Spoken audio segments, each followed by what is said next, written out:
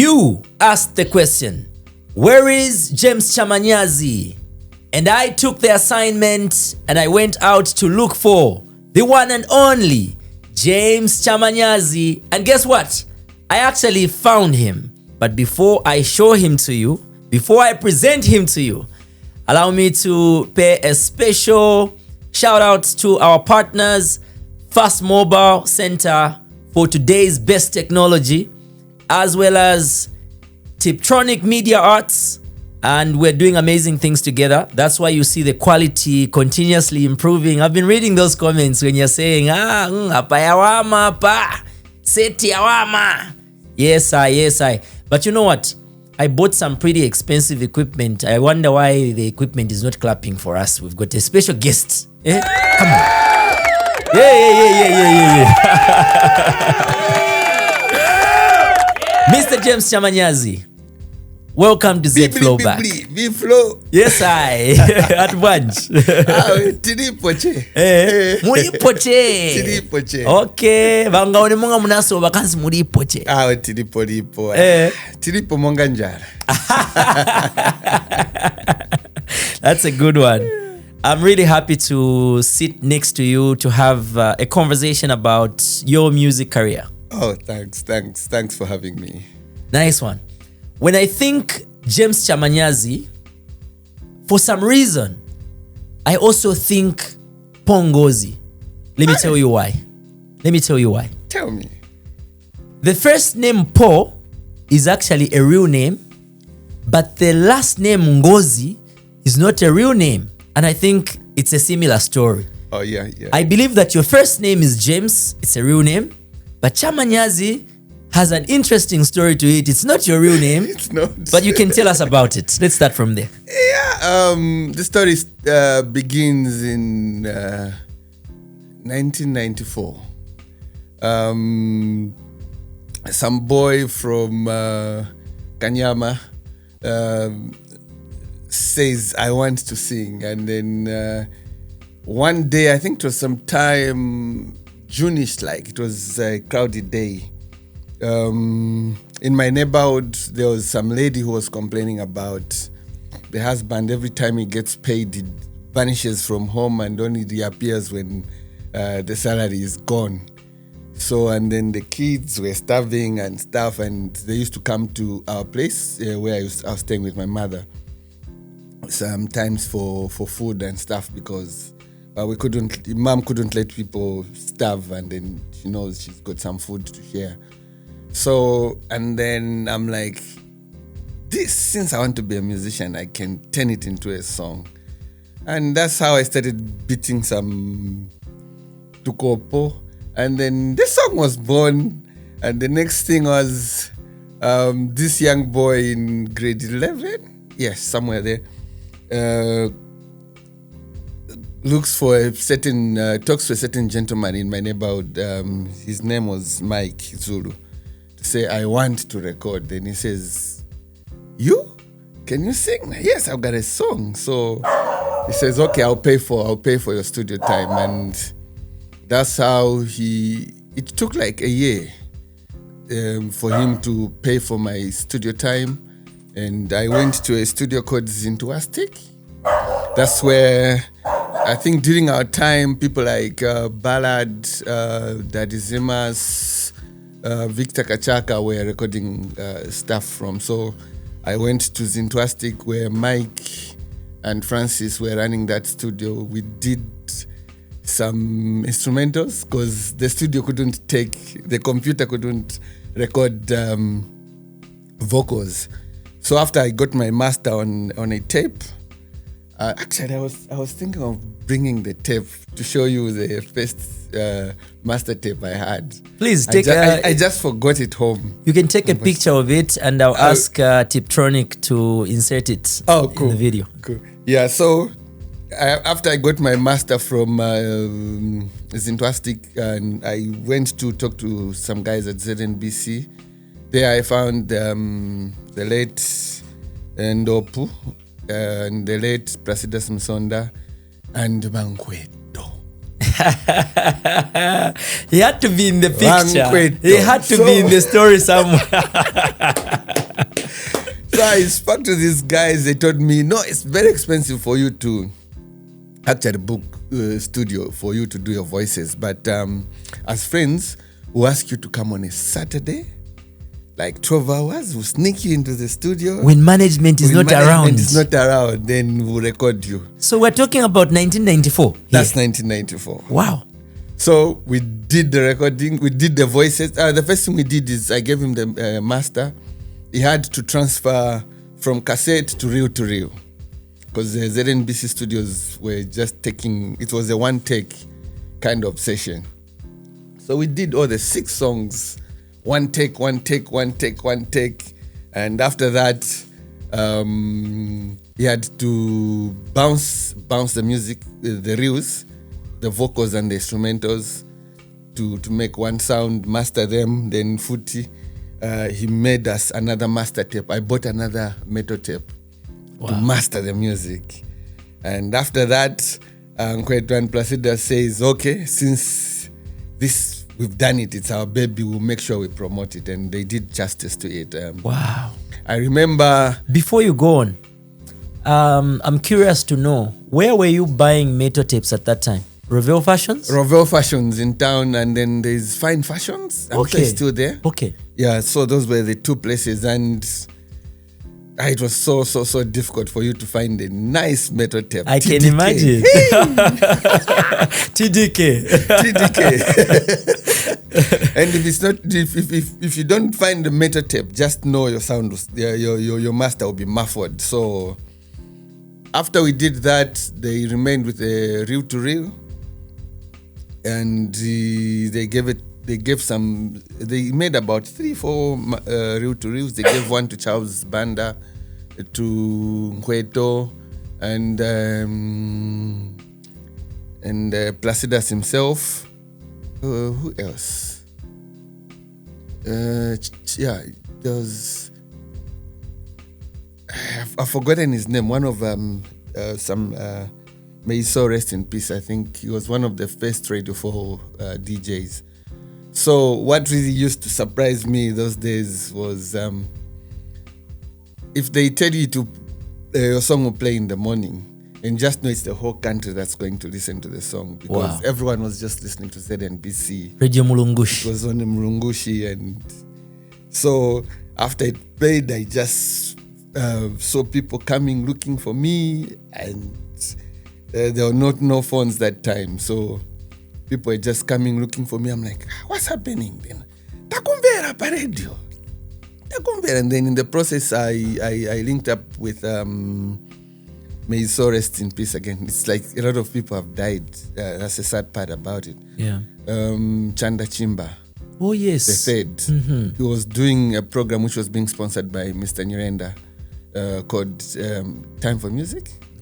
Yes, so when he listened to the song, he says, I'm going to do a video. Which Mr. Narenda is this? Mr. Steve Narenda, movie okay. Studios, yes. So he listened to the song and says, this one, I'm going to talk to Mundawanga management. We have to go and film this at Mundawanga. Meaning which song? Chamanyazi, because that was my debut song. Uh-huh. And I had a very funny name, you know. We want to know. We want to hear it. What was your name before you were called Chamanyazi? I think that's a story for another day. It was a stage name? It was a stage name that I had given myself. Okay. But after a few airplays and a video on sound music, Time for Music. Yeah, my name. That's how my name changed, and I accepted it with my both hands, because that was the easiest way people could recognize me, and it was a unique name, so it was easy for people to remember me amongst a lot of other musicians around. And this is really exciting and interesting, because it looks like I said, I gave the example of Pongozi, who's originally Ponyirongo, and yourself as James Ngoma, who is now known as James Chamanyazi because of the song. It's interesting how the two of you created a culture where in future, subsequently, other artists then would be called their stage name on one hand, and then on the other side, a song title becomes your surname. We've seen it with people like Danny Masiku Onse, who then became Danny Yakumbuyo, then he became Danny Kaya, and that's what we know him now, Danny Kaya. Danny Kaya, yeah. Just like James Chamanyazi. So now you've got people like Jimmy Over. You know, yes. Because of the song becomes your surname. Yeah. It's a very, very interesting history. So in terms of music genre, was the Chamanyazi album a Kalindula album, or did you just transition from another type of music? When you were doing those things at home, drumming, you were in high school and all these things, did you already decide the type of music you wanted to do, or did you do any other type of music before Kalindula? I grew up listening to a lot of music because my elder brothers were more into music. So they exposed me to a lot of music from, I think, even music beyond my age, like Hot Chocolate, the Rolling Stones, Mick Jagger, Jimi Hendrix, and all those Western guys. And then on the local front, I listened to a lot of people like late great Ali Kinkata, Emmanuel Mlemena, people like Mike Nyoni. Mike Nyoni was actually my favorite, and we lived in the same hood. So wow. I would go to their house, watch their rehearsal, and that really kind of made me have that confidence to say I can make it, because he was so down to earth to us. When we go to peep through the window, watch the rehearsal, they never chased us. He would allow us to sit there and watch, and would see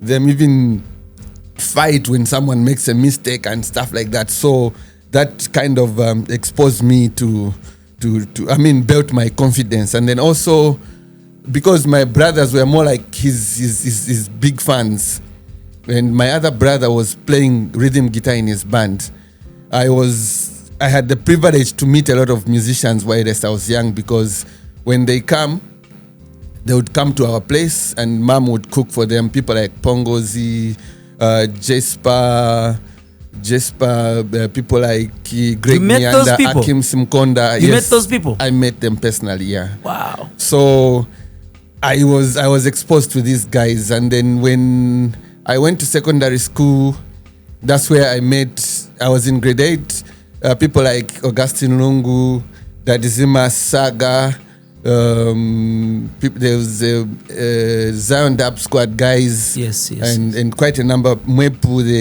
the artist. Those are the guys I met at Kablonga, who also welcomed me because I had the talent, and they saw the talent in me. So I started mingling with them, and then they were in grade 12, I was in grade 8, and I really got that courage. And I think I must confess, I passed through good hands of grooming. And then after that, I had a stint in Zimbabwe, where I went for school for 2 years after my grade 9 session in at Kablonga. So in Zimbabwe again, I had an opportunity to link up with quite a number of good artists there, and I even won my first award in Harare. Wow, in high school? Yes. Wow. There was a place called Rumors Nightclub in First Street, and it was a big place. And Zimbabwe used to have what we call dance clubs. They used to call themselves sound dub, some kind of a group. Mm-hmm. Like from Chawama, you can have a dancehall group, or to go and with a compete DJ. With another dancehall group. Yes, no, the label, like, so they would set up the stage, for instance, at East Park Mall, okay, where You're DJs competing from against with their another fans. compound. They come with their fans, and in Jamaica they call it a sound clash. Sound clash, yes, yeah. Even in Zimbabwe, we used to call them sound clash. Yes, so, I know Zimbabwe's dancehall scene is very big because they're inspired by Jamaica as well. Yeah, so in fact, Jamaica is inspired by Zimbabwe. Let's put it that way. Yes, and then I participated in that dancehall clash, and I did I can't remember that song I did. It was a copyright. So meaning originally you did some dancehall, you did some reggae. Yes, I was more of a ragamuffin than just a normal singer. Okay. Yeah, so I did that, and I got some prize from there. But I got discouraged when I started going to the studios there. Wherever I went, they would tell me, "Why are you running away from your home country? We don't have space for foreigners." Mm-hmm. And that really put me in a very awkward position in terms of advancing my career. Even when I tried to push for radio interviews on Radio 3, Radio 2 in Zimbabwe, on ZBC, it was very difficult because I was a foreigner. Because you were from Northern Rhodesia. Yes, and with our friends, they really make you feel that you're a foreigner, you know. So I got discouraged, and there was some guy I met. He was running some studio somewhere near a place called Teresken in Hatfield, in Harare, who told me, "My friend, just go back home, and even if I don't understand your language, this music is rich." So that's when I started now pestering my brother to say, I have to go back home. Mom is alone, and I miss mom. So that's how I came back home, and when I got home, it was all systems go. And then after some time, they paid me money to go to college, but that's the money that I used to print cassettes for the Chamyazi album, and then I started distributing in a plastic bag in town. So self-distribution, and I did the distributions, and the sales were okay. So the guy would tell me, pass through after a week to come and collect your cash, and then once you get your cash, don't go anywhere. Go buy blank cassettes there and take more. to ZNBC. Reinvest. People are liking this album. Wow. So that's how you were getting your feedback on how people were receiving your music. Yes, and that's why I've always told people that want to do music, like, I think the most important thing is you need to get feedback of whatever you do. So once you do a song, you're from the studio, even that rough cut that you get, play it to people who are not your friends, because your friends are not your fans. And that's where we always make a mistake, you know? Yeah. Each one of us wants to think our friends, our relatives are our fans, even our girlfriends are our fans, our wives are our fans. Never. They are not your fans. Your fans are out there on the streets. They don't even know you. Once you play your song to them, they respond. Then you know this is a positive thing that I'm working on. But if for instance, you play your song to me, you don't want to injure my feelings. I don't want to injure your feelings. I'll just, this one is nice. This is good. This one will go places. And that's it. But when you play it to a stranger, it's either they will respond or they won't respond. They'll just look at you and say, okay. Then they proceed. But if you find they respond and say, come back up, and then the other litmus test that I usually use are the small kids. Like if I want to do an overall kind of track, because they're very innocent. Yes, innocent, and then always they sing along and react to something that's nice. So those are the two litmus tests that I usually use for me. Issues like messages, they come later, because I know after you've liked the song, then the next thing is you'll be asking yourself, what is it singing about? Yes. So when you're composing in the studio, those are the main things that an artist must concentrate on, other than there's this tendency, sorry to say, to speak the truth, in Zambia, where musicians always sit and wait for other people to produce music from Nigeria, South Africa, and then when they are playing that song somewhere, they get an inspiration and just sing that song in vernacular. We are not being creative like that, you know. And then it becomes difficult. I think you've been in situations where you and me are more of ragamuffins. Then I remember we had some time back when Shabba ranks came in. I wasn't among the people that were advertised, but I was there. That December's was advertised, but I had a chance to jump on stage before Shabba was on stage. Is this the show that is rumored that the promoter did not do the right thing?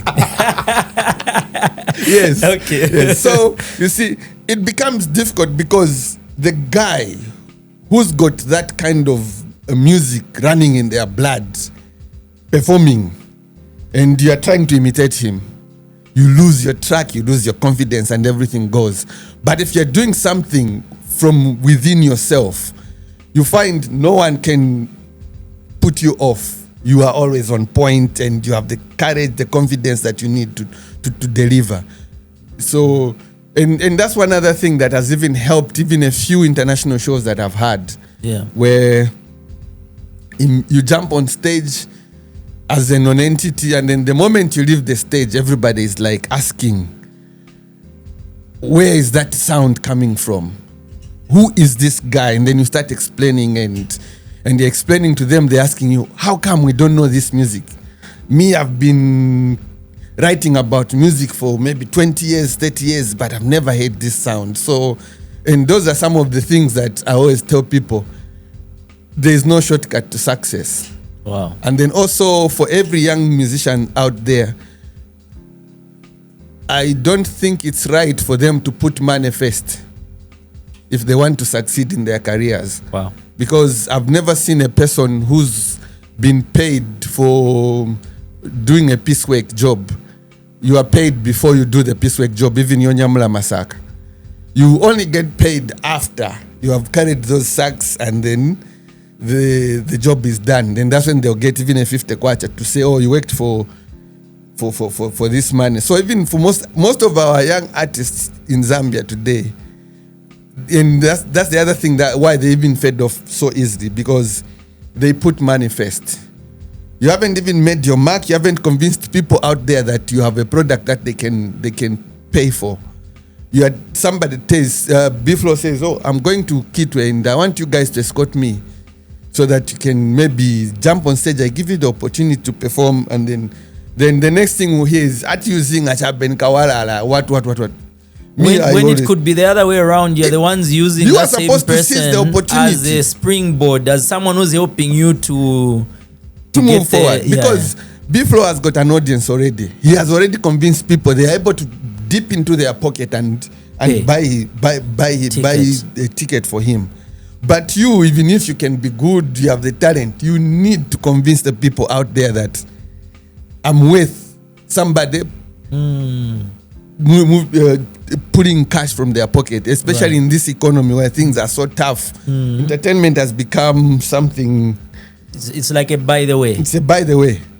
So we need us musicians, we need to convince the people so that they can forget about the other pressures and consider us. Do you think that sometimes younger artists, when they are starting, especially today, they might be misunderstanding the concept of branding, because for them, they're getting inspired by an artist who is already established, who is branding himself or herself a certain way, where they're all about, I've got a price for me to show up here, you need to pay me, for me to appear in this, you need to pay me. And then this one who's also starting, them, they are getting those lessons, but maybe they're making a mistake where someone calls them, they're also expecting that they should be treated like that one who's already established. Yes, because what I know about showbiz is more of an edited lifestyle.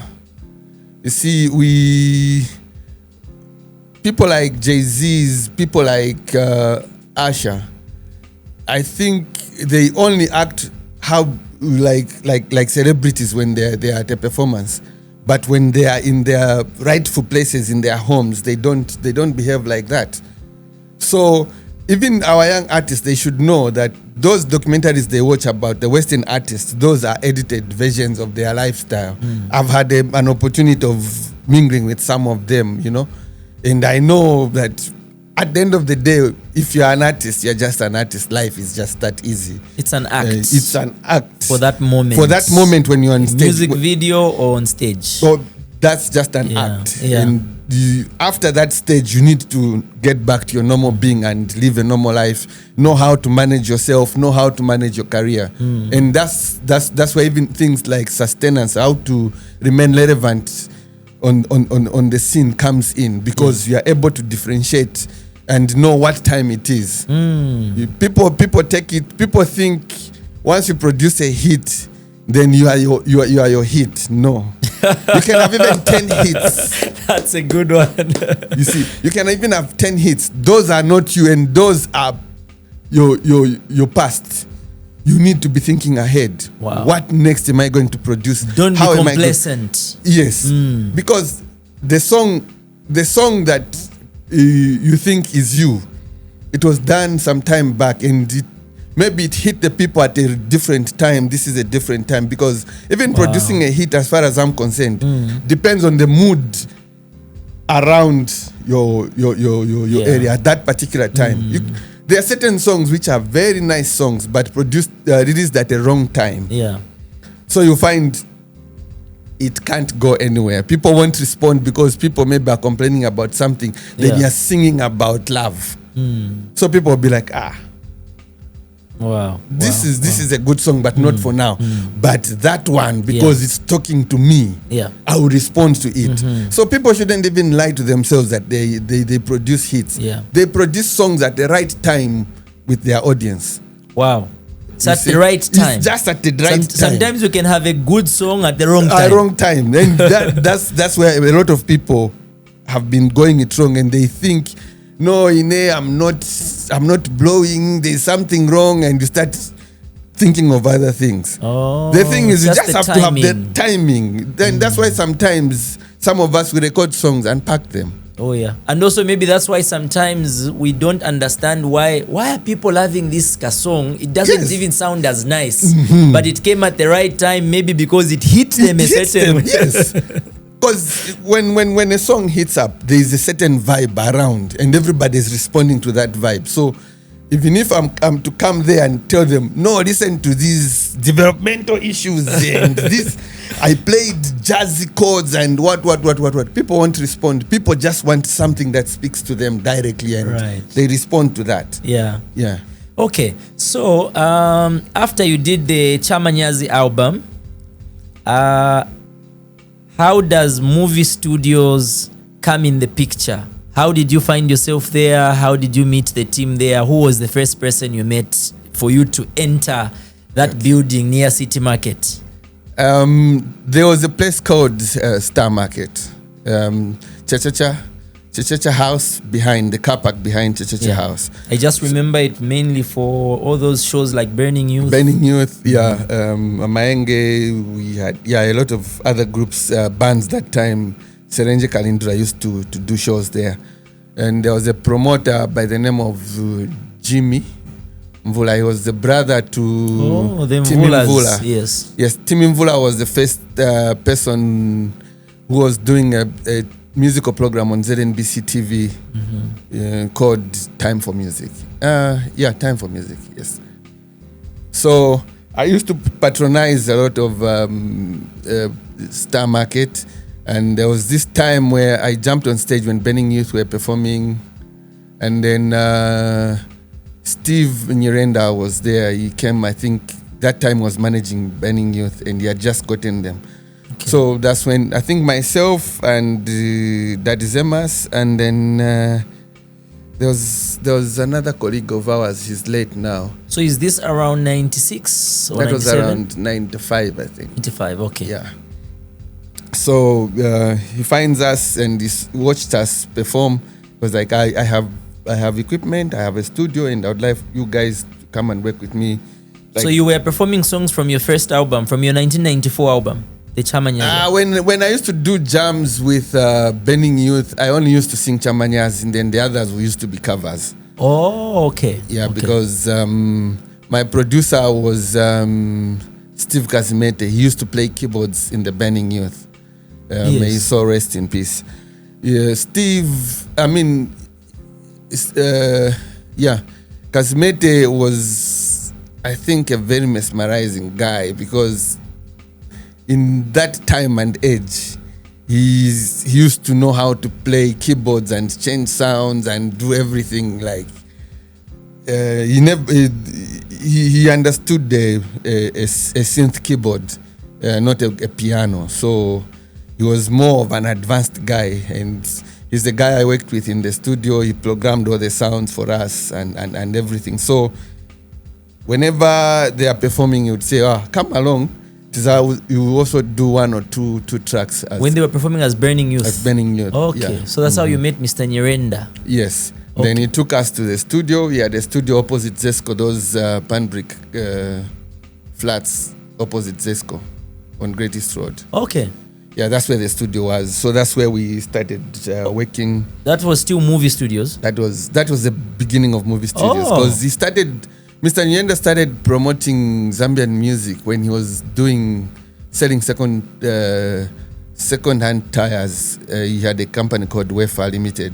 Oh, yes. So that's how far he used to support music. And I usually give respect to such people. There are very few people that have come into this industry to invest.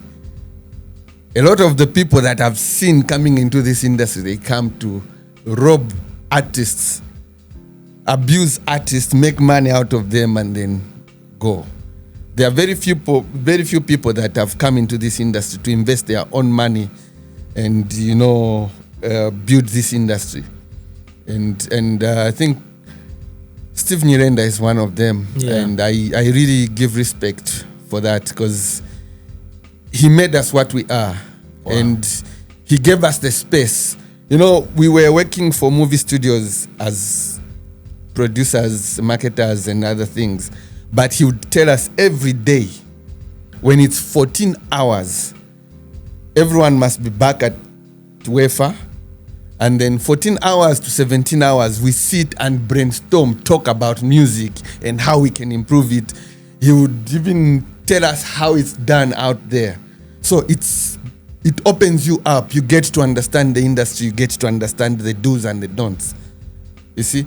Now we have situations where an artist will just watch a documentary somewhere and then start living that kind of lifestyle, not knowing that other than that kind of edited life, there's another life where you need to work to build yourself to be a good artist, and then also to get to understand the showbiz part of showbiz. Because without you understanding what showbiz is, you're definitely not going to survive the industry, because it's a very rough industry. And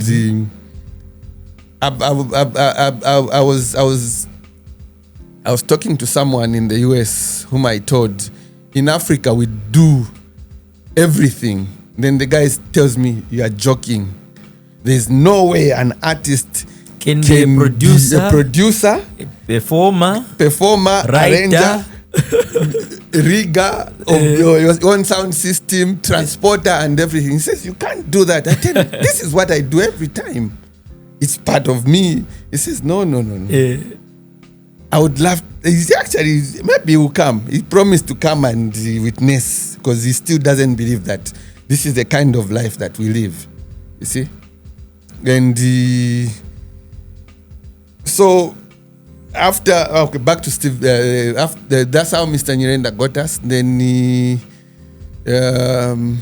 we started going to the studio, frequenting the studio. He started building Wefa, the audio studio, and then he built the main studio. So who was there at that time? This is 95? Around that time, yeah. Yeah. Who was there at that time? It was you, Burning Youth? Yeah, Burning Youth and Michael, I think they were there first. Then myself, Dadzema, Saga, Keith Mutale, they kind of came in late. Yeah. Okay. Yeah, so, and then he bought us a live set of musical instruments. He used to promote us, and then he started, after some time, he even started paying from his pocket ZNBC to buy time for our music to run. Wait a minute, pause there. You were paying to have your music played on ZNBC? Yes. What? We used to pay ZNBC, but they would run documentaries from other countries for free. What? So we started paying, and from there, that's when I remember even the idea of opening a TV station came in. Then applications were done and approved, and that's how MUVI was born. Wow. Yeah, because we had a lot of content, and so we had two places where we would broadcast most of our stuff.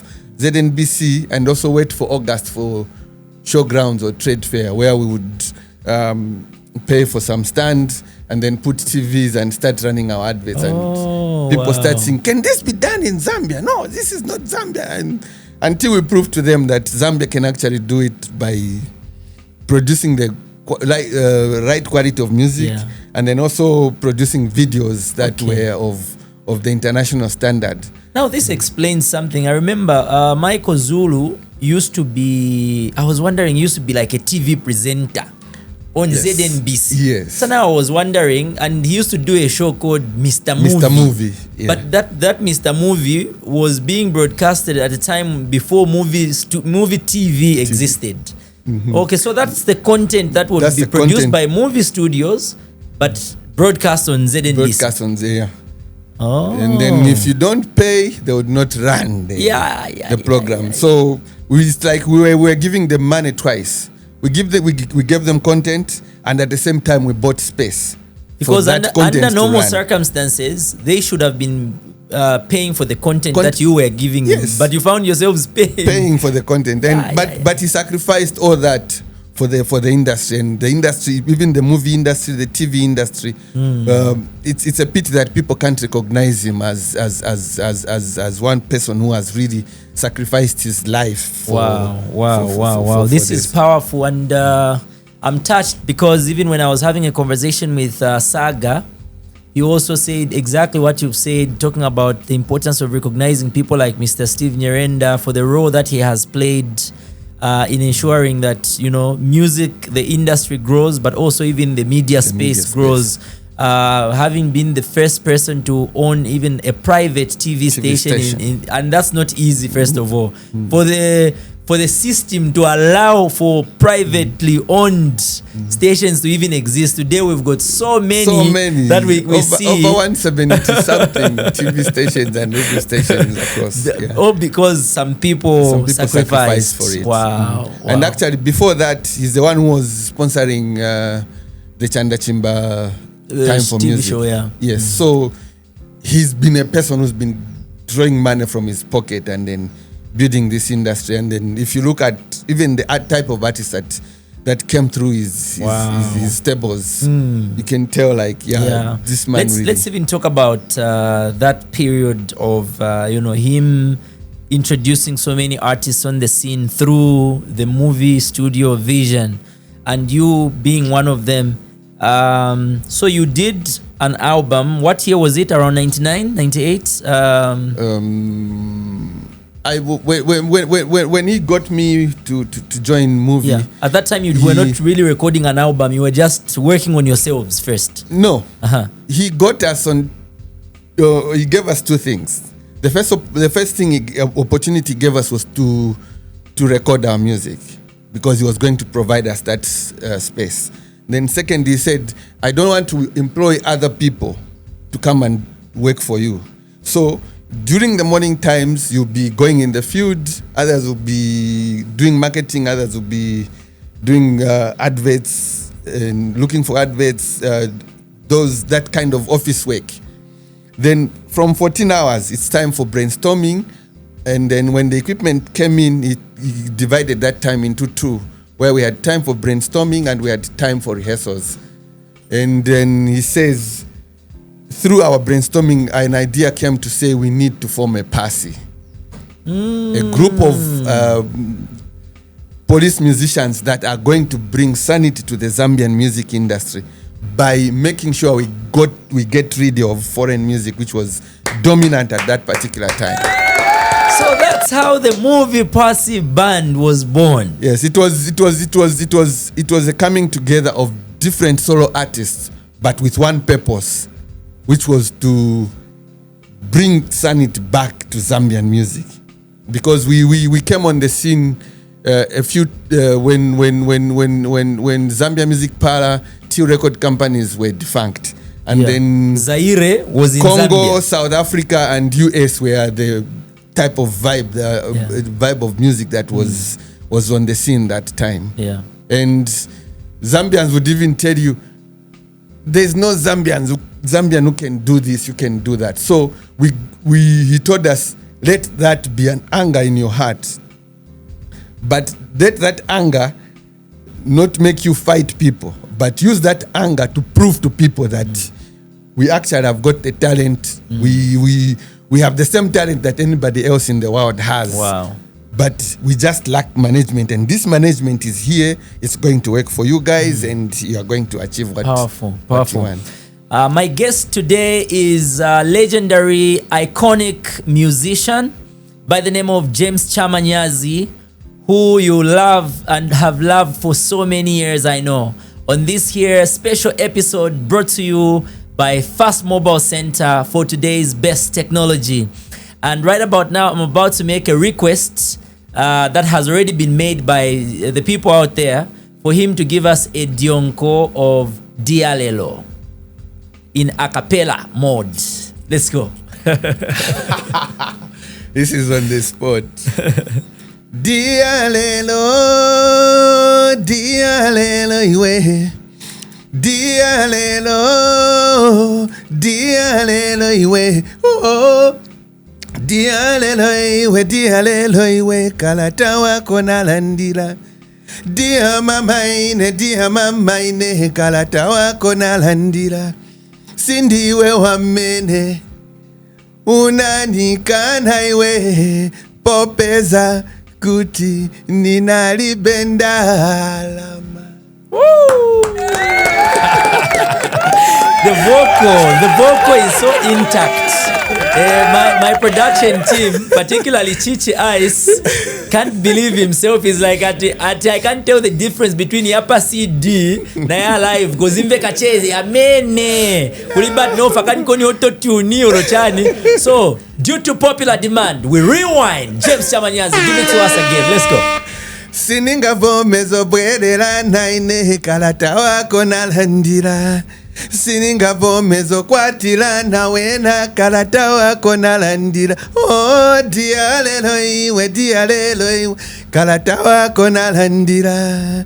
Dia mama ine, kalata wako nalandira. Thank you. Beautiful stuff, man. Beautiful stuff. So, wow. The memories from the movie Passy days for me, the first time I ever watched you performing live. Of course, I had been watching you on TV, even when you would perform at events that would be shown on TV. But the first time I ever encountered you and you performed this song was when you and the movie Passy band were moving around the country and you were doing a tour called Zesco Bill Buster. Zesco Bill Buster. That was a moment. I can imagine. That was a moment because I remember the then director for Zesco, Mr. I've forgotten the name.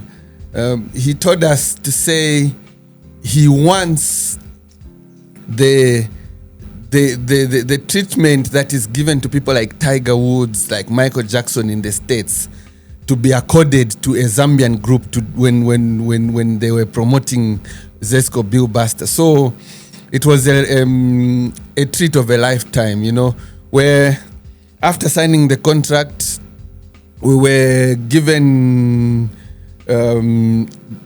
what do you call it? A driver, and we were chauffeur driven. So you would like wake up in the morning around 8, a Zesco vehicle unbranded is outside with a driver cleaning it, waiting for you. You get to the vehicle, it tells you you're not supposed to open the door. You are a celebrity. They open for you and then they take you where you want to go. I think it was one of the best contracts that a Zambian artist will ever get. I'm really smiling. Is this what was happening in the background? That was the kind of treatment they gave us. This same Zesco, you can I know. ask Sister D. You can. The director then was Mwape. Mr. Moape or something. And then he even gave us middle management salaries. Apart from us being paid for the shows. We were on salary, on middle management, not just a salary. Wow. And they even gave us conditions to say, wherever you are moving, you guys, you are a Zesco logo. What? So you're not supposed to do A, B, C, D, but this is what you can do. And so Zesco. Can we bring back those days? Can that treatment be accorded to the artists once again? You know, because it was a situation where myself and Michael Zulu, my big bro, were given the director's company vehicles to be driving us around. I'm not bragging, I'm not doing what, but that was the kind of treatment we were given. So even when people nowadays talk about corporate, they are doing corporate what, sometimes I just say, oh, yeah, it's good. But I think for me to get that kind of an organization to say I should be their brand ambassador, I will consider some of those experiences, because those are issues that make your brand and the person that's running as your brand ambassador be considered high class. Otherwise, if you are just dishing out ambassadorship to people that don't even relate themselves to your brand and try to bring improvement to your brand, then you're not doing anything. You're just killing your brand. And you know, sometimes I get surprised to see Zambian companies using one brand ambassador and they are even competing companies. So now you start asking yourself, like, anyway, we are living in a different time, because in our times the contract would not allow you to have 3-4 brands contracts of competing brands, and everybody they don't mind what you find that this artist or this brand ambassador is promoting this phone, again they are promoting another phone. So now you're like, which one is, because being a brand ambassador, you're supposed to give people that impression that this product you're promoting is the best, and you also believe and trust it. Now if I'm seen today promoting this thing I'm wearing, the other day I'm talking about I'm wearing another thing at the same time, then I don't have faith in this product. So but I mean, we are living in different times, things are being looked at from a different perspective. But I thank God that I've had an opportunity to live this long, and I still have got my shows. I still get my bookings like every weekend. I still get a few international bookings here and there. So things are still going, and I know a lot of people have been asking, like, where am I? Why am I hiding? But the truth of the matter is I'm always there. I'm always doing music, and actually music is my number one job, because whatever other things I'm doing them because of music. I've achieved them because of music. Very true. I cannot tell people, like, some people like to lie to people to say there's no money in music. There is money in music. Plenty of it, but it just needs somebody who understands the industry. And then it's not every time that you have to think of producing an overall hit. You have to reach a stage where you say, I already have a fan base, and I'll concentrate on this fan base, because this is the fan base that will take care of me. Even when I don't have a hit song, they'll still come hire me, they'll still come watch my shows and give me the support that I need. So that's all about showbiz. Showbiz is something very, I think we need even to have a serious showbiz school. Where people can just sit in a class, talk about how this industry runs, and the business side of the music. Business side, especially because the music side usually more in Zambia, it's more of talent, but the business side is where we seriously lack. Because even most of our top artists, I still feel they need to be sat down and be told, this you can do, this you can say, this you can't say. I agree with you. Now that I am in arts administration and I'm seated next to someone who's experienced in that area as well, I'd like to take this opportunity actually to call on you because of the knowledge that you have and that you have amassed over the years, because we will need your mind, we will need your expertise, your brain to come and contribute to your industry. You're not retired. You never retire from your talent. It's inborn, and so you are needed. So actually, I sorry to cut you short. I usually get surprised when I see people saying unasila.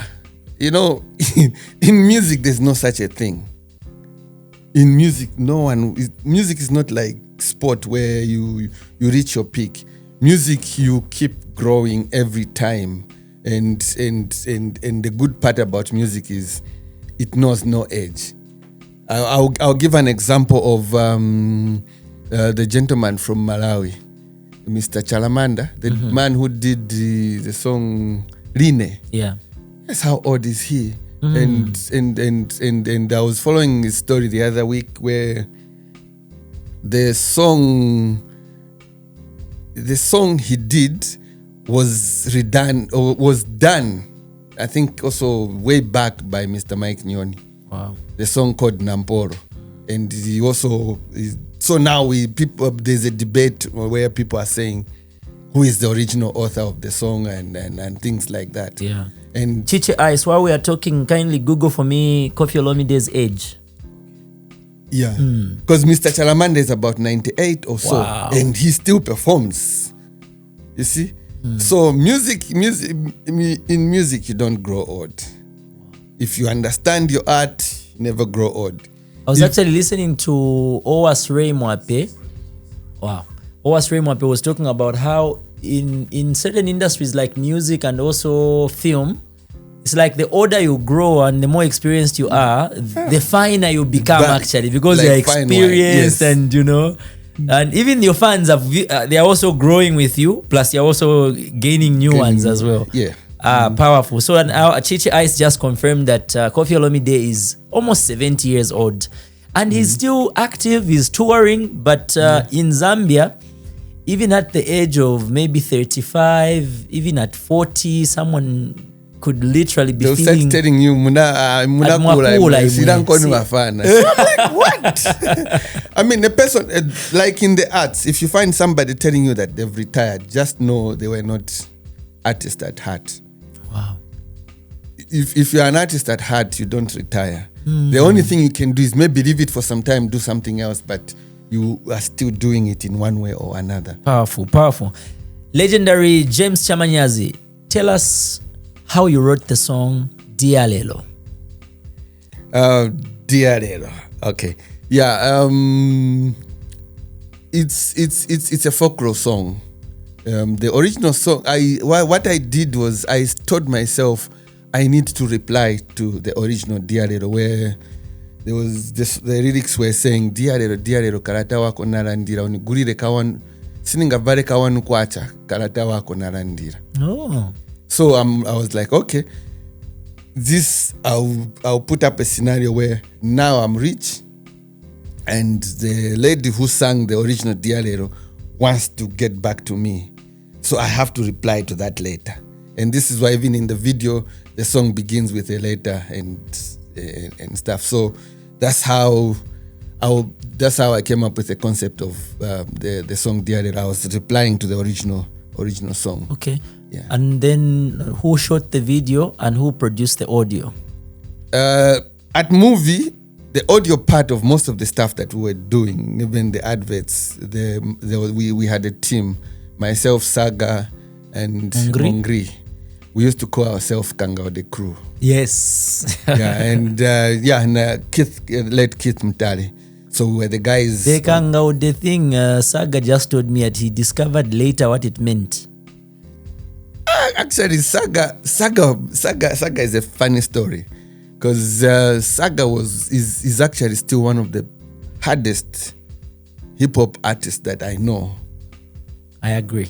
I personally, I'm not trying to undermine others, but the people that I know are hardcore hip hop artists. It's Saga and DJ Life. DJ Life is a good freestyle rapper that I know. He can rap about anything, anywhere you put him. And so when Saga joined us, he came to do hip hop. But when we were forming the movie Passe, we said we need to look at the vibe on the market. So we had hip hop, which was Saga, a bit of ragamuffin and hip hop, Keith Mutale, and then Saga was also covering slows. And then myself, I was more into Kalindula, Mike was more into reggae. And we said, with this kind of music, we'll be able to challenge the Zambian audience to believe in us. And so it was intentionally balanced. Yes, because the idea was we had to look at the market to say, people have this, people have that. So when we go as one act, those who don't like Kalindula will have their space and their time by listening to hip hop and other genres of music. So the purpose of the movie Passe was more of a combination of different acts coming together for a sole purpose, like I've said, to bring sanity and love to Zambian music. I'm glad that we have achieved that goal. And how does it make you feel to see where the industry is today? When you see, for example, artists packing up stadiums, or you see, actually the correct word is stadia. The plural. I think it's a dream come true. Yeah. And I remember I even went to the stadium to give support, and I was interviewed. I even said it, like, I'm happy that I have witnessed this before I'm late. And that was my dream, to see one day Zambians loving our art and promoting it the way it's being done. Except the only thing I regret really is we came in too early in terms of finances, because during our time the money wasn't that much compared to what the boys are making. But the good part is, at least even when I wake up, I feel great to see some of the people that I have groomed are working in big companies. Others are running big companies, and they are an industry and contributing positively to the GDP of the country. I have a lot of people that have really succeeded in this industry, and I still want to see more young people, and this is why I have a small project that I do called Be in the Band, where I usually pick up boys from the streets, especially from the ghetto, and give them a rehearsal space, and I invite professional guys to come and teach them how to play guitar. And then maybe we pick one or two from them to say, this one will teach him marketing, how he can be marketing the group. And then after a competition of maybe 3-4 groups, the winner of the group will win them off with a small set of musical instruments. What? And really? You have such a project? Yes. Powerful. And when they get on the market, at least they're able to perform in clubs and they are earning a living. And yeah. Wow, nice one. Another beautiful song that a lot of people got to love from your movie studio days was a song called, is the correct title Qual? Yeah, Qual is the correct title, but Bemba's always call it Mulenga. Tell me about that. It's a situation again. It's a situation where in my neighborhood again, I usually like stories from my neighborhood. Yeah. And I like to sing about real issues, and this is why sometimes it's not.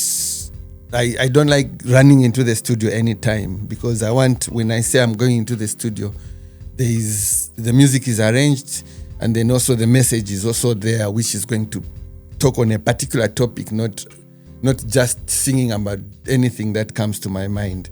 I always zero in on one topic. If I say I'll talk about the bottle on the table, I'll talk about this bottle, not the water bottle, but just this bottle. Because sometimes I have seen certain artists who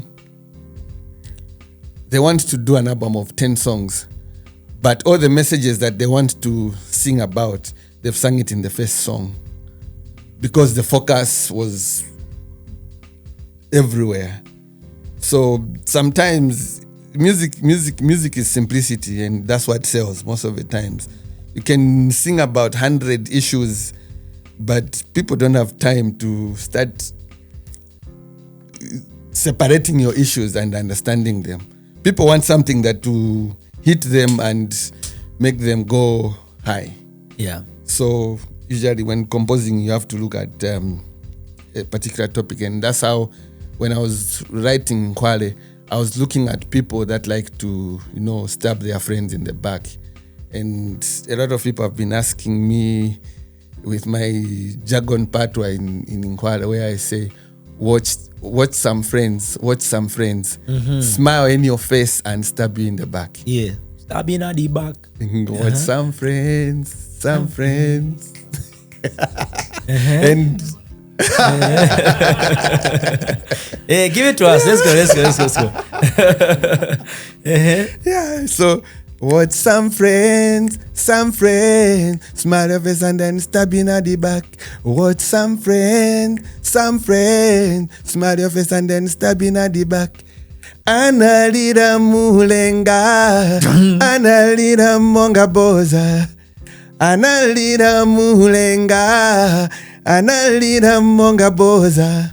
Apasa munzake pogona iwe, mamwake amwalira, antu onse ati.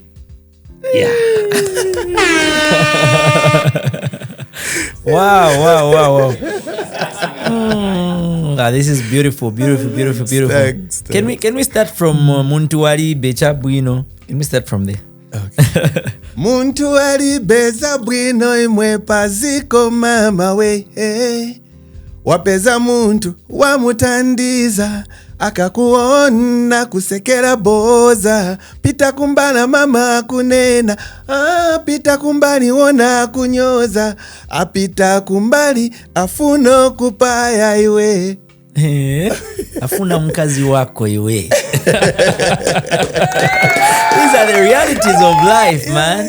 And this is timeless music, not just in the tune, but also in the message, because these are situations that we keep seeing even to this day. And actually, personally, I'm so thankful, and I'd like to thank the Zambian people for the love they've shown me, because this music was done way back, but every time I sing it live, people sing along word for word, and I'm like, it even makes me scared sometimes. Like the day I'll forget the lyrics, I'll be exposed, because the people know they'll be the ones to sing on your behalf.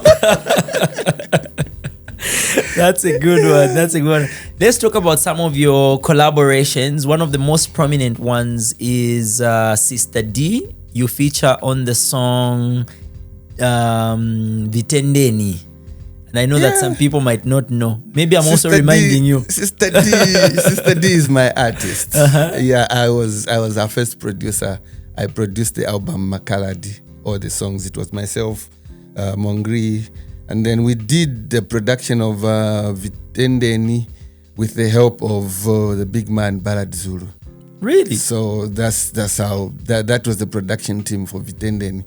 And Mr. Balad Zulu was involved in the production of Vitendeni? Yes, actually it was the most difficult song that we recorded, which was not accepted by Mr. Narenda. So we did about 10 versions. What? And when we had given up to say, okay, then we just said, okay, let's just do something jazzy and see if... Boy, the moment we finished, Mr. Narenda, somebody went to tell Mr. Narenda that Angel Piri went to tell Mr. Narenda that they've done a masterpiece. Mr. Narenda came, he told us, play it. We played for him. He says, put it on a cassette for me. I want to listen to this. This one has gone through, and that's how it was done. And when it was first played, it just went big just like that. Wow. Yeah, but it was the most difficult song that we produced as a team. That's really interesting because just recently I participated in a protest against child defilement, and we were with Sister D in front and carrying placards, and the protest was themed Vitendeni. But then if you look at when that song was produced, was that the year 2000? That was 99? 99. Yeah, this is 26 years ago. And then we have this problem right now, and that song still resonates. That's not easy. Do you remember your part on the song Vitendeni? Yes. Yes, let's go. Vitendeni, mukaleko vitenda simugona pano. Vitendeni, mukaleko vitenda simugona pano. Vigavenga, mukaleko vitenda simugona pano. Yeah. Nice. You brought more life to the song, and that was amazing because when some of us would be watching the video, and we would always wait for that part where there's like a canoe or something. Oh, okay. Yeah, the canoe thing. Yeah, and then you were doing your thing. You've just reminded me. I went to AB Bank sometime this week, and I met a gentleman who told me he first met me in Kabwe when we were doing Bill Buster. Wow. And he's now like some boss at AB Bank, and he told me he was happy that he met me. So I was like, oh, thank you so much. I was so humbled, and really those are some of the moments that make me not want to resign. Yeah.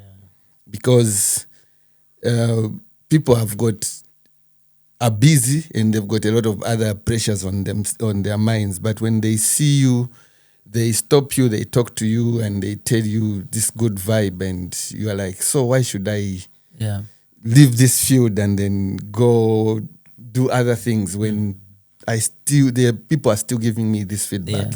Yeah. You know? No, that feedback is real. I usually remind St. Michael or Michael Zulu about how the MUVI Posse band motivated me to become a musician, because I was thinking of becoming a musician. I was planning and whatnot, but for some reason I didn't have a reference point. I didn't have where I could say, okay, now, so this same musician thing, how does it work?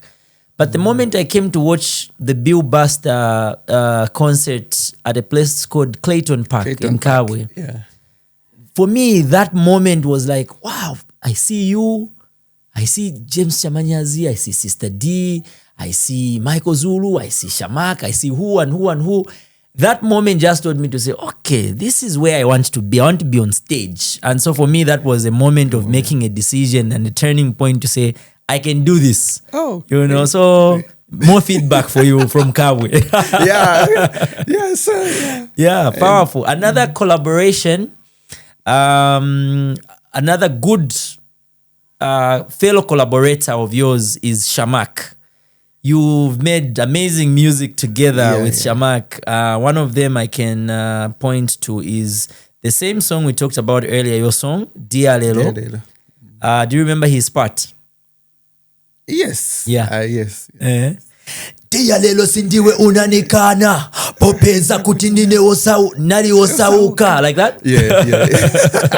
Akatanchike na takalisha akalekelesha ekalisha mune. Actually, I'm so proud with what Shamak has done, because when I got Shamak, he was a gospel ragamuffin. Then we transformed him into a ragamuffin, like for our band, and then after some time, again, when we left MUVI, him and myself, Saga, remained as a band. Then we used to sit and say, how can we continue surviving from music? So I used to give them an idea to say, Shamak, you need to look at some old music and start singing them in Kalindula when we're doing live shows. Because you don't have your own program of your own songs when we're performing. So I'll put you specifically for Zambian covers. And he ignored it until I forced it on him. Then in the process, we said, okay, this we've started and people are responding. And then after some time, I said, okay, people have PK Shishala so much. But just singing the songs is not going to make sense. So we need to come up with an act that will show the PK Shara kind of character. So that's when we created the character called PK, where he would come like he's a blind man and sing. And that's how we went. We went to Kalahari. When we started performing at Kalahari, we used to have maybe 2 or 3 tables, but we continued performing and entertaining people. The numbers kept on growing and growing and growing, and until we reached a point where I remember on Fridays would have people saying, I knocked off at, today I ran away from work. I knocked off at 15 hours. I drove just to come and watch you guys from Livingston, others from the Copper Belt. So that's how the live performance kind of business was like brought back to life. Revived, yeah. And after that, we saw other groups now coming to Kalahari and also wanting to get our space to do their correct. show. And that's how. So I feel I'm so proud of Shamak, and I'm happy that he's still doing it and he's still being respected in that aspect. So I think from the movie Passy Band, not to take away anything from all of you, because you all inspired me. He was like maybe my favorite. He was your favorite ragamuffin. So exactly. That's the reason. I remember thing Amy. Yes. Amy and Shamak were best buddies. So whenever we are in car, we would like make sure we meet Amy and Shamak. Yes. Great stuff. Do you remember this intro? Wena naliendele mukufaya umuti wabufyashi ekanshubwafya walina balume onai tefe fine saga Yeah, actually plans are underway for a remake of that track. Yeah. But I'm still contemplating of which person is going to take up the role of Shamak.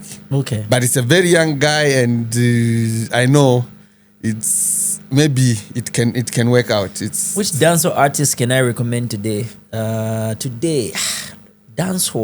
The dancehall scene, apart from T-Sean, who is really active dancehall-wise? I feel like everybody has gone Afrobeat. Yeah. I can't really, off the top of my head, I can't think of a dancehall artist who's got that vocal range for Shamak and Amy Roots.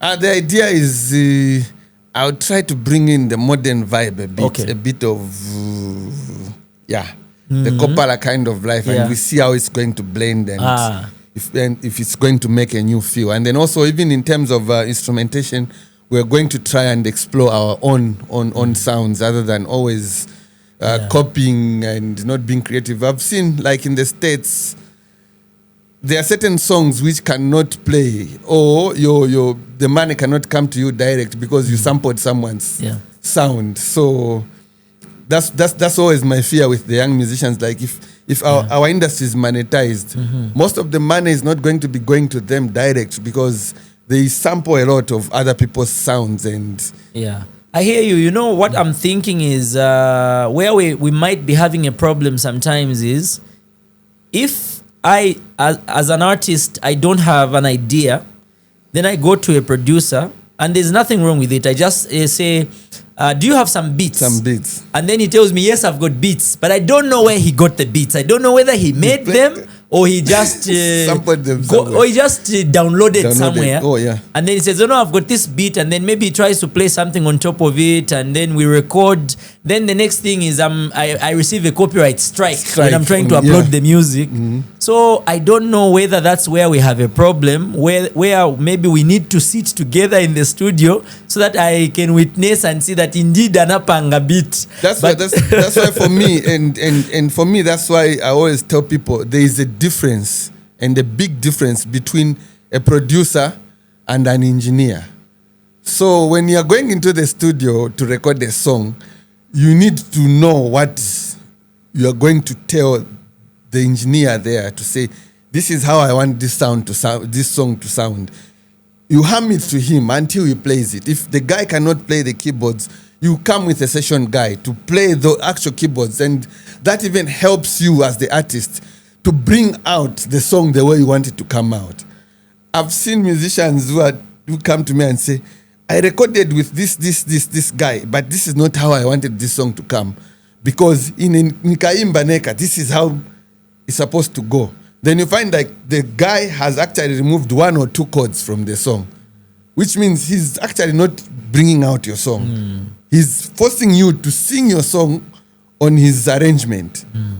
So, but usually if you go in the studio with a full knowledge of how you want your song to be, you become your own producer. The guy is just going to be an engineer.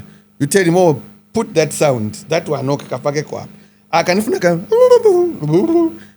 you have to do that because what you want to bring out is your art. Right. It's not his art. Because you are the one with you the are vision. the one with a vision. You are the creator. Yeah. But now in Zambia, we have situations where you go in the studio, they tell you can't sing on that key. Go to this key. They put you on a key that will make you sound choking. And they start now adjusting you with effects and stuff. Then in the end, you don't go sound to original. perform live, you don't sound original. Niokosa. Another collaboration, not maybe directly through singing, but also through acting. There was a very controversial song. It was received with mixed feelings because of the things that you people did in the video. Mr. Jeff Kalunga did a song called, what was the correct title? Wechiwa. Yeah. Wechiwa chankolere elona ipayo mulume wandi. And I think you were like the main character in that one. The controversy of that song was the effects we used. You call it effects or what? Yes. Not the effects, but the makeup we used. Okay. We used some tomato sauce to create a makeup like blood was coming from his mouth. And how funny Zambians are. They used to watch those Nigerian movies. But because it was Zambian, somebody picks up a phone and calls ZNBC. No, they called the minister then to say that song cannot be running on ZNBC when we were paying for that airtime. Oh, that was the time you were paying for the content to pay for the content to be running on TV. So after ZNBC failed to stop it, they called the minister then of information and broadcasting to say that song cannot be running when we are eating shima and we are seeing blood coming from someone's mouth, and then it's scaring the kids with that person in the pot and things like that. You should have told them that when you're eating in shima and you're having your relish, you need some tomato sauce. So it was difficult. It was an issue between our management and ZNBC because we had paid for them for the time, and if they had stopped running it, we were going to sue them because it was a paid for advert. It wasn't a free. It wasn't running as a filler. Yeah. So you see, and this brings me to another point where I'm always belaboring in my mind as to why Zambian radio stations don't respect our creativity by them not considering it as content and paying for it. For instance, ZNBC in the 80s and the 90s, they used to buy music. They used to have a budget where they would send someone to South Africa or UK or to the T record companies to buy music for that particular year for them to use as content on the station. In this time and age, a musician will produce an audio music song which he will distribute free of charge to the radio station, and the radio station cannot even pay just a minimal royalty to keep that artist, going. But they are able to pay our friends in the film sector for content. So what's the difference between the two?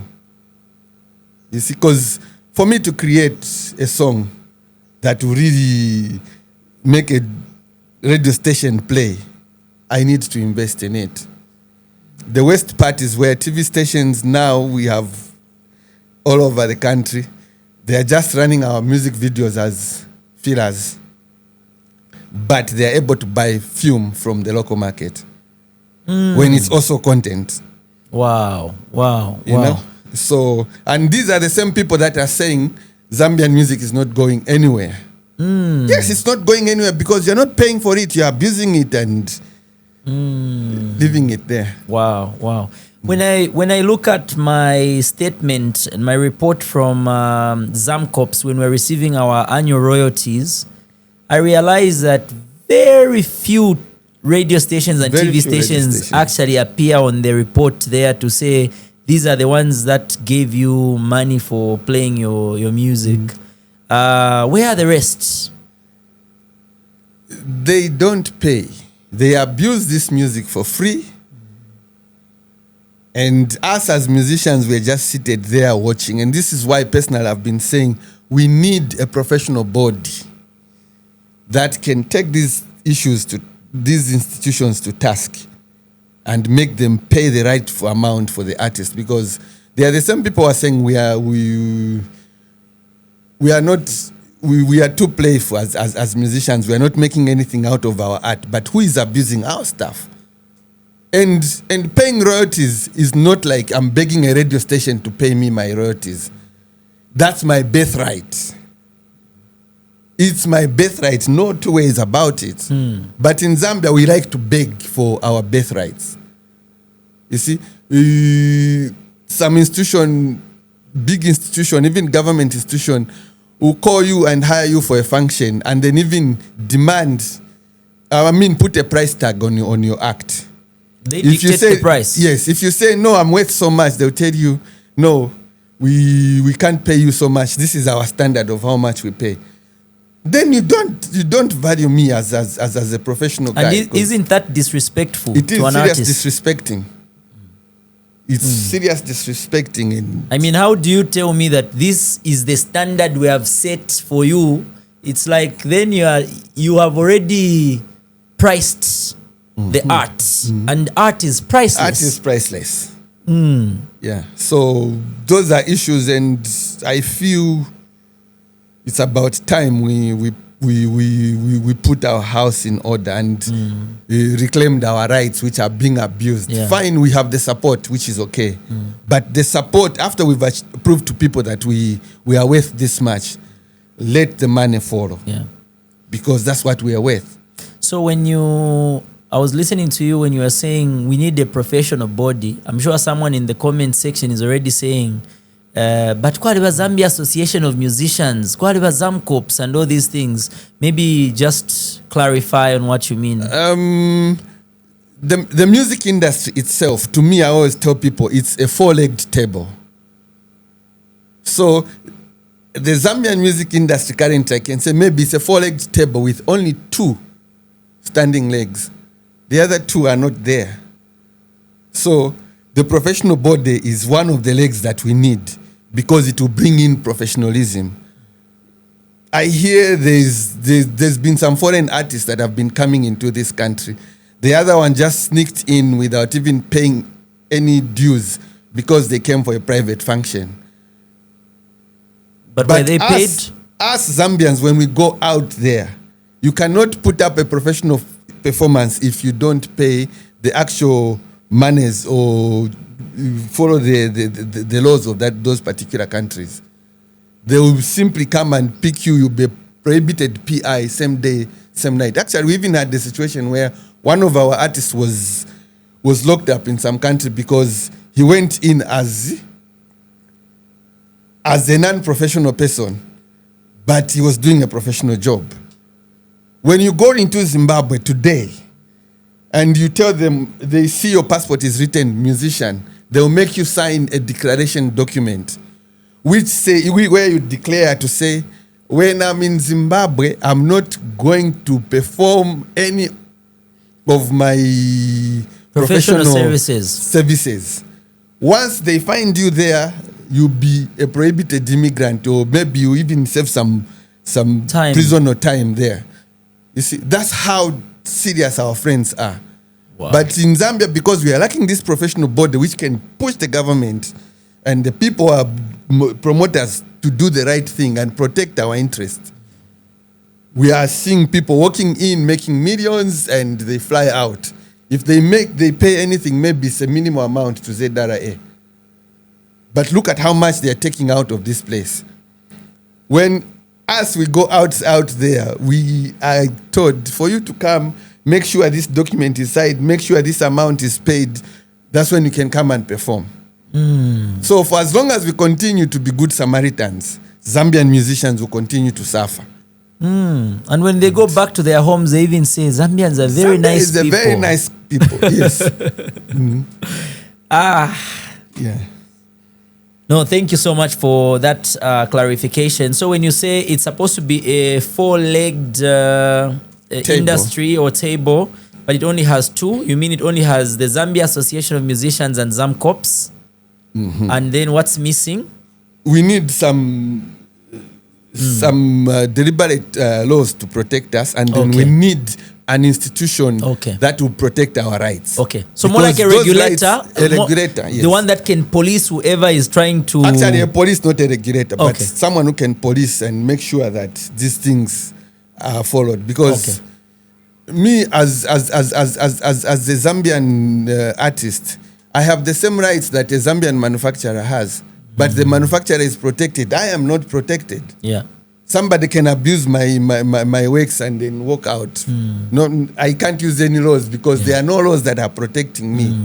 So it brings me to a point. Sorry to speak this, but the policy, we launched the policy roadmap. We launched the policy last year. The National Arts Policy, which by now I was expecting to see the roadmap of how that policy will be achieved. But since last year, everything has gone quiet.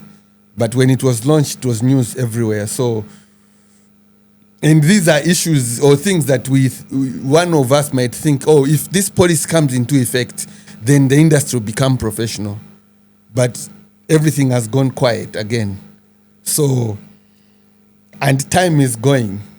So could it be that in our country we like to talk and maybe to do paperwork and to come up with all these policies, laws, regulations, but enforcement is another thing? Or is that what lacks? Or is it that we are prioritizing what shouldn't be priority right now? I feel as musicians, sorry to speak the truth, we are pretenders. Don't be apologetic about the truth. Let's just say Zambian musicians are pretenders because we like to live a lifestyle that is not it. You see? I'll pretend to be living a happy life, but the industry itself does not allow me that space. What we need to do as musicians today is to lobby and push the people that are pushing for that policy and the other policies that we need. Because personally, what I want from government is not the money. I'm not interested in being spoon-fed. I need the policies that will protect me and give me an eco environment, just like any other artist elsewhere in the world where the music industry is a success. But we can only achieve this by us musicians coming out and telling people the truth that I'm suffering. In as much as I've done a good song, you're dancing to it, but I'm not making money out of it. The people like YouTube are making money out of it. The few people that we have that are making it, they don't have their Facebook domains here in Zambia. They have them outside the country. But that's not the way the situation should be. When I go to Zimbabwe, Zimbabwean musicians, even somebody with 1K followers, they are getting paid for their content. Us in Zambia, you can have even 1 million and they even give you a placard to say this is. But where is the money if your page is located in Zambia? There's nothing coming your way. So, in as much as we have these numbers that are following my colleagues out there, we need to actualize those numbers to be money. And then that's when people will see local musicians buying genuine vehicles, expensive vehicles that they can even say, this is my sweat from my art. Powerful. We're talking monetization right now. Before I let my guest go, whose name is James Chamanyazi. I still have a few more questions for him. This episode is powered by Fast Mobile Center for today's best technology. A big shout out to the crew, Tiptronic. So, Mr. James Chamanyazi, I think you have also served as an arts administrator for quite some time. Can you mention some of the positions that you've held in the leadership structures of the Zambian music industry? The list is long. Okay, you can mention the most prominent ones, the ones you can remember. I've served in Zam like 3 times, mostly as a general secretary and then assistant secretary, and then at some point I was coding when Zam had a crisis, so that we could rearrange the setup. So, and then I've been in the Zamcorps board some time back, for close to about 5 years, 10 years, somewhere there. Yeah, and then I've also served in the Kwacha Music Awards from inception as an advisor, and I was band leader, band manager for Movie Pass for quite some time. I do a lot of my other projects, personal projects, and then also the other thing that I need to encourage our musicians to do is they should learn to find time to do some corporate social responsibility as artists, where they maybe pick an institution where they can volunteer and then help use their influence to help maybe push certain agendas which are developmental to our country. Powerful. And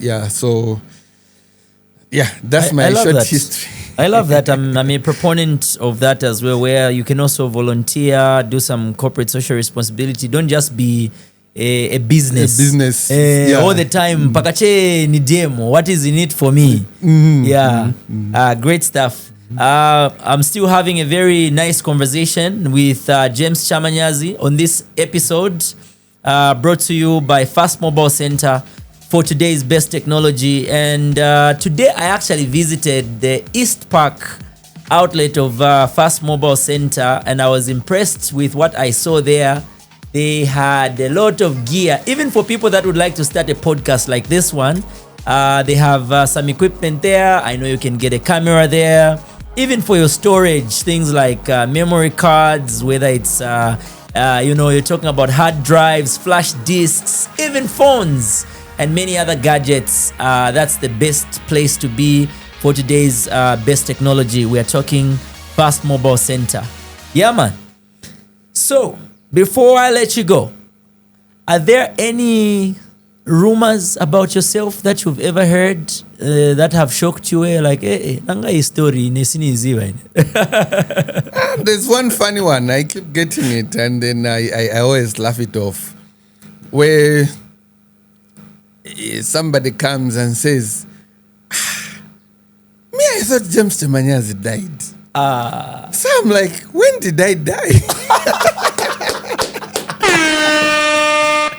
Even you don't know. Because I also don't know when I died. So but okay. I think it's because of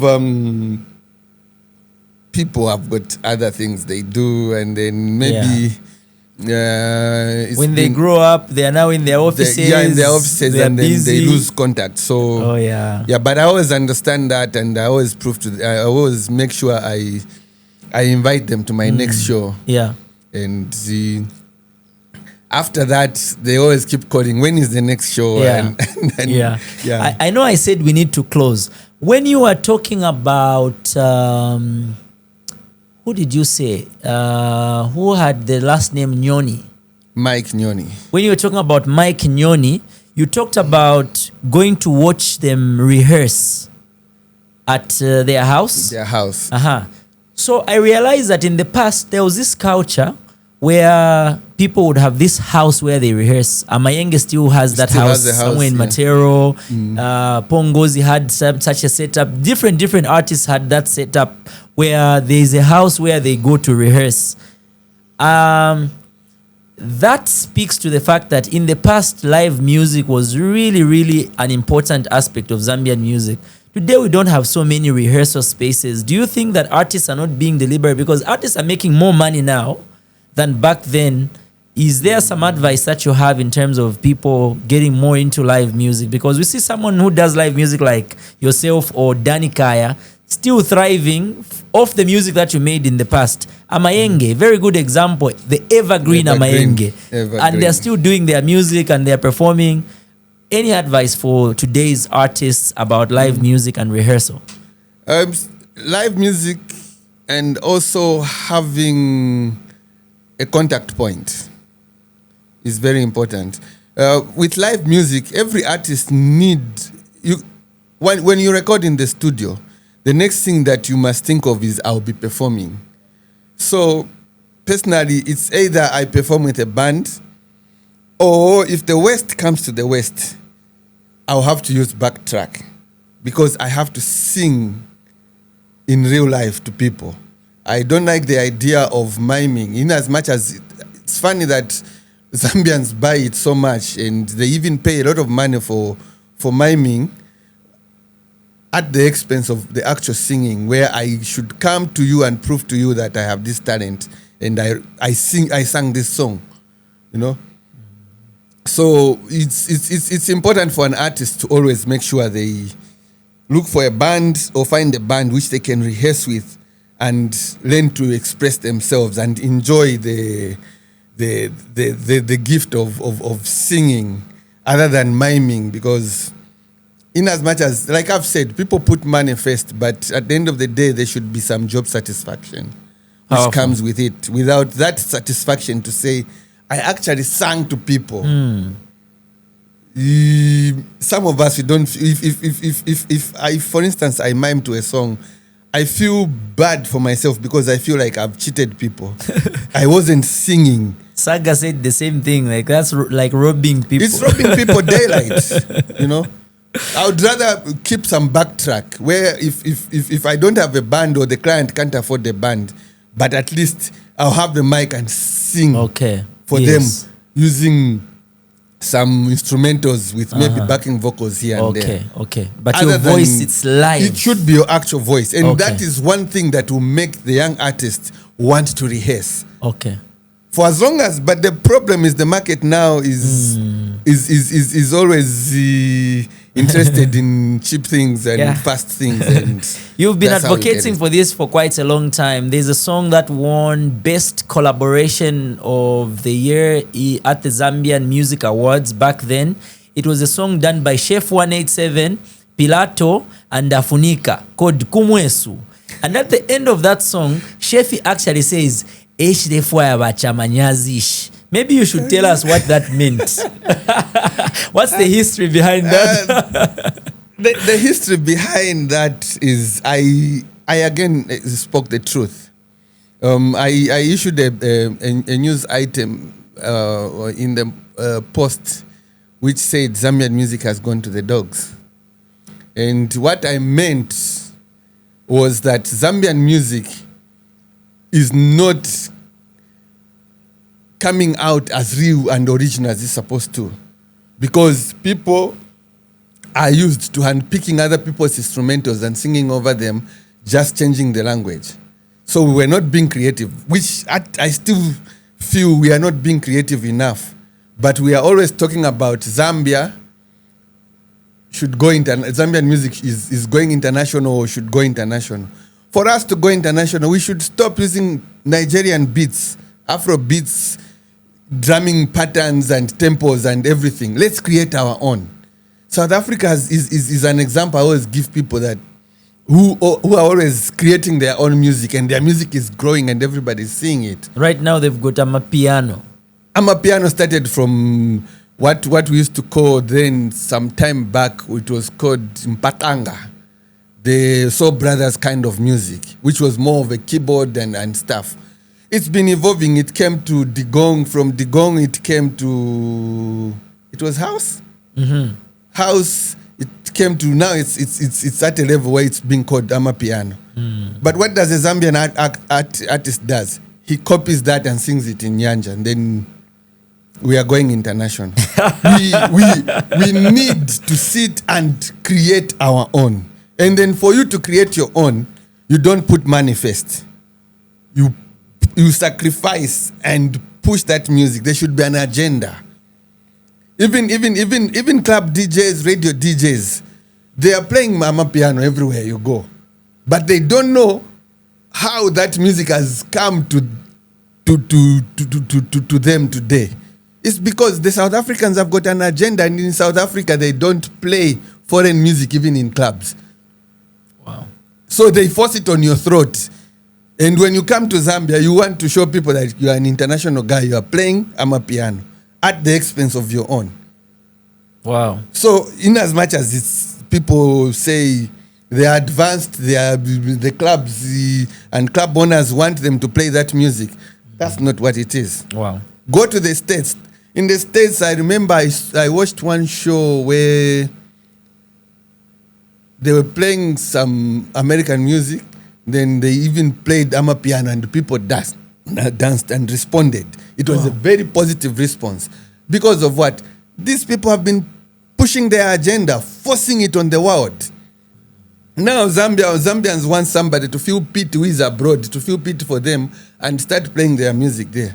For Zambian music to play abroad, it needs to be put there in the right channels, because these are professional industries. For a song to play in a stadium, they'll even pay or even prepare the playlist to say, this is the playlist that I'm going to play on Sunday when the FA Cup is playing. You just don't wake up and just jam any song from anywhere. But there's been instances where some of these songs have been jammed and the people respond. But there should be a deliberate agenda to promote Zambian music. And we need to protect our airspace in terms of music, whether it's a club, a radio station, a TV station. Because this is our territory. I don't have another home apart from this one. But you find a club DJ telling me, this music in this club, my boss doesn't allow. And the people who patronize this place are the ones who pay us the money. So he can't do that. That's not how the industry works elsewhere where the industry is successful. There are certain rules which are put. Kenya, for instance, they've put 90% of music which should play in the Kenyan space should be Kenyan music. Wow. So it means Kenyans don't think, or Kenyan business club owners don't want to make money. You see? So those are some of the vague excuses, but we need to have an agenda to protect what's ours. Nice. And if we grow together with that, and the world will now follow in. Yeah. Because they will say, when I was in Zambia, this is what was happening. But somebody comes to Zambia and says, when I was in Zambia, they were playing Amapiano from South Africa. So what memories will they have about Zambia? Yeah. So the only thing, like another example I can give is of Nigerian movies. When Nigerian movies started, those channels on DSTV, we are forcing them on our throat. Yes. We were watching them whether Africa we like it magic. or not. And what has happened now? If you ask a Zambian to dress African, he's going to dress Nigerian. If you ask a Zambian to pray in the African, they even start praying the Nigerian way. Father, So we thank you. That culture has been forced on us, and we have accepted it. So it has also penetrated the music industry. It has penetrated in the music industry. So we need to be deliberate. So we just need to sit ourselves down and sober up and accept and start changing things for ourselves. Thank you so much. You've been amazing today, and I know this conversation will need to continue because there are so many things that are happening in the industry, and they will need your opinion on it, whether we like it or not. We just have to face the facts that are coming from you, and it's amazing. So I have a request to you. There's one artist that a lot of people out there are asking us to find, and the team has gone in the field to look for him. For some reason, he's proven a bit difficult to get, but I think I have a feeling that you can get him for us. Bring us Uncle Ja. Uncle Ja, he's around. Bring us Uncle Ja. Uncle Ja is always on the move at the moment. Okay, He's in the transport business. He's in the transport business, and but it's easy to find him. But you can get him for us, right? Sure. How well do you know him? Very much. Uncle Ja was my... I know why I'm asking this question. Uncle Ja was my entertainment reporter during our time when he was working for the Chronicle newspaper. That's what I wanted you to say. That's the reason I asked that, actually. Tell us a bit more about that. What did that mean? During our time, we used to have, news medias used to have an entertainment desk, and they used to have a reporter specialized just to write about the sport, about music. So another person who left the entertainment and went into sport is Matimba Nkonje. Matimba Nkonje also... Ama 1010 was a very good entertainment reporter during his time. But after joining ZNBC, he left us and he went into sport. But we still need him back. Yeah. Nice one. So bring us your entertainment reporter by the name of Uncle Ja. Uncle Ja, no problem. I'll bring him. I'll drag him here. Nice one. We've been talking to the one and only, the amazing, the legendary, the iconic James Ngoma, popularly known as James Chamanyazi. A big shout out to the crew, Tiptronic, Prince, I see you. Excel, I see you. John, we see you. Chichi Ice, we salute you. Yep. Naveen, Terrence Pictures, Dennis, everybody on the team, shout out to you. And let me know how we handled this assignment. We brought you the one and only James Chamanyazi due to public demand. Let us know who you want us to have next. Is it Uncle Ja? Or you have another suggestion? Just let us know. Catch us on yet another exciting episode of Zed FLOWback very soon. Powered by Fast Mobile Center for today's best technology. We're out. No, I don't take shit. I got no love for the fakeness. If you wanna play tough and wanna hate this, I'll always show up. I don't ever slow up. No, I don't take shit. I got no love for the fakeness. If you wanna play tough and wanna hate this, I'll always show up and make a statement. I don't ever slow up. No, I don't take shit. I got no love for the fakeness. If you wanna play tough and